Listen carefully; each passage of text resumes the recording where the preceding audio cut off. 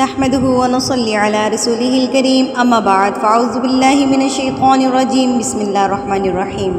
آج کا بہترین ٹاپک تجوید کیا ہے۔ تجوید سیکھنے سے پہلے ہمیں پتہ ہونا چاہیے کہ تجوید کیا ہے، ایکچولی میں تجوید ہے کیا چیز، تجوید کے معنی کیا ہے۔ اس کے بعد انشاءاللہ ہم لوگ اپنی نماز شروع کریں گے تجوید کے ساتھ، کیونکہ نماز جو ہے وہ بیسک ہماری جو ہے عبادت ہے جو ہم نے ڈیلی میں 5 مرتبہ کرنی ہوتی ہے، تو اس میں اگر ہماری مسٹیکس ہوں گی تو اس کا قبول ہونا بہت ضروری ہے، اس کا سمجھنا بہت ضروری ہے۔ تو اس وجہ سے پہلے میں آج ٹاپک پہ بات کروں گی کہ تجوید اصل میں ہے کیا چیز، اس کے بعد ہم بات کریں گے نماز کی تجوید پہ۔ انشاءاللہ العزیز ہم پوری نماز جو ہے وہ تجوید کے ساتھ کریں گے۔ بات کو لمبا نہیں کروں گی، بات شروع کرتے ہیں۔ تجوید کیا ہے؟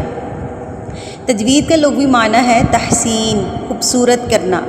تجوید کا اصطلاحی معنی ہے اعطاء کل حرف حقہ، یعنی ہر حرف کو اس کا حق دینا۔ حرف کا حق یہ ہے کہ حرف کو اس کے صحیح مخرج سے ادا کیا جائے اور اس کی صفات کو ادا کیا جائے۔ تجوید کی اہمیت کیا ہے؟ تجوید کے بارے میں علماء نے لکھا ہے کہ تجوید کا سیکھنا واجب ہے، کیونکہ اگر علم تجوید نہ سیکھا تو پھر حروف کی ادائیگی غلط ہوگی، جس کی وجہ سے معنی تبدیل ہو جائے گا، اور کبھی کبھی معنی اتنا تبدیل ہو جاتا ہے کہ بالکل الٹ بن جاتا ہے، اور کبھی بالکل کفریہ معنی بن جاتا ہے۔ اس وجہ سے ہم لوگوں پہ فرض ہے کہ ہم لوگ تجوید کے ساتھ اپنا قرآن مجید پڑھیں، اور خاص کر ہماری نماز تو ایٹ لیسٹ تجوید کے ساتھ ہونی چاہیے۔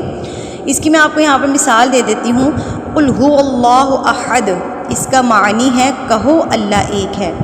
اگر آپ قل کے قاف کو اس کے صحیح مخرج سے پر کر کے ادا نہیں کریں گے اور یوں پڑھیں گے قل هو اللہ احد، تو اس کا معنی ہوگا کھاؤ کہ اللہ ایک ہے، نعوذ باللہ۔ اس لیے ہر مسلمان کے لیے علم تجوید کا سیکھنا ضروری اور واجب ہے۔